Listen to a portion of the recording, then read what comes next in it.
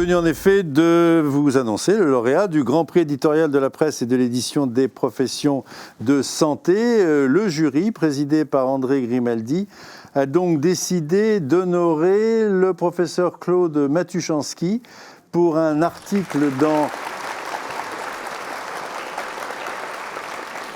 Médecine Sciences sur intelligence clinique et intelligence artificielle. Vous voyez, on est en train de boucler la boucle puisque nous avons commencé avec le professeur Ganassia sur ces éléments d'intelligence artificielle.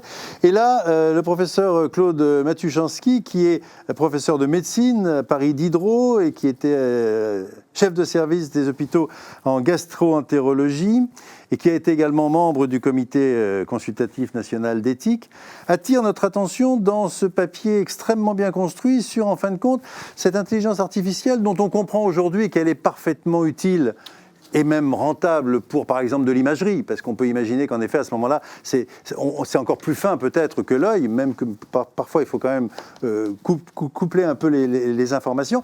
Mais surtout, est-ce que, et c'était un petit peu la crainte générale, de se dire, est-ce qu'en fin de compte, un jour, eh bien, l'informatique va remplacer le bon sens clinique et la démarche clinique? Est-ce qu'en fin de compte, quand on met en compétition Kasparov et puis l'ordinateur, bon, on peut imaginer que l'ordinateur gagne, mais est-ce que, en fonction de l'aspect clinique des choses, est-ce que l'informatique peut éventuellement remplacer le professionnel de santé? Claude Matuszanski, bonsoir, merci de nous avoir rejoints. Intelligence clinique, intelligence artificielle, donc nous n'avons pas de crainte, nous cliniciens, on n'a pas peur. Non, enfin... On n'a pas peur, mais enfin, disons, soyons vigilants. Clinicien, j'ai d'abord conçu une confiance quasi admirative au départ dans les promesses annoncées en médecine par l'intelligence artificielle, amenée, dit-elle, à bouleverser l'heuristique même de la science médicale. Alors, comme vous l'avez dit, nul doute qu'elle peut actuellement se prévaloir de grandes performances en analyse d'images, notamment en radiologie, anatomopathologie, ophtalmologie, endoscopie, robotique chirurgicale, en cardiologie également dans certaines lectures d'images.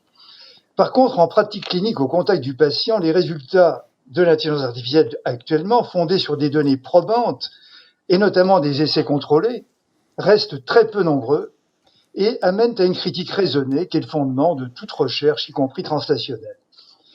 Alors, je voudrais très rapidement dire que c'est en partant des différentes facettes qui composent à mes yeux l'intelligence clinique humaine, c'est-à-dire l'intelligence décisionnelle, intuitive, sensible, relationnelle, empathique, consciente d'elle-même, ce que n'est pas l'intelligence artificielle. J'ai essayé d'analyser donc dans mon texte la nuance à apporter à cette intelligence artificielle actuelle en pratique clinique. Eh bien, cette nuance est nécessaire en raison de limites méthodologiques. Lié bien sûr à la qualité des données, très inégale, notamment en clinique, en termes de données cliniques, mais lié également surtout au manque d'explication de ces décisions. C'est la fameuse boîte noire. Nuance à apporter en raison de ses limites sémantiques. Certains préfèrent d'ailleurs l'appeler plus modestement, plus simplement, apprentissage automatique profond ou statistique. Nuance en raison de ses limites structurelles face au cerveau humain, cognitif et sensible, conscient, ce qui n'est pas, comme je l'ai dit, l'intelligence artificielle. Nuance enfin liée aux limites éthiques. Limites qui ont d'ailleurs conduit le Comité consultatif national d'éthique pour les sciences de la vie et de la santé à suggérer notamment en médecine de soins cliniques une caution, une garantie humaine aux algorithmes actuels tels qu'ils se présentent de l'intelligence artificielle. Voilà, donc j'ai conçu et écrit ce texte et je l'ai soumis spécifiquement à Médecine Sciences en tant que médecin clinicien, mais en tant également que chercheur clinicien. Alors, je termine en quelques mots en disant simplement combien, bien sûr, je suis heureux et honoré de ce grand prix éditorial décerné par le jury scientifique du syndicat de la presse et décision des professions de santé. Et je me permets une petite connotation personnelle.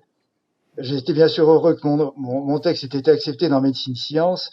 Cette connotation personnelle, c'est une pensée amicale toute particulière à Suzy Mouchet, qui non seulement a eu un rôle essentiel avec Brigitte Vogler dans la création de Médecine Sciences, journal que je connais bien puisque j'étais il y a 30 ans conseiller scientifique de Philippe Lazare à l'INSERM, mais Suzy Mouchet qui œuvre toujours avec les éditeurs, les rédacteurs et notamment son rédacteur en chef à la qualité de cette revue qui me semble être attestée par son succès. Voilà les quelques mots que je voulais dire. Merci infiniment, Monsieur Matuszewski. Merci beaucoup d'avoir clôturé brillamment cette remise des prix de votre papier qu'on rappelle est publié dans Médecine Science.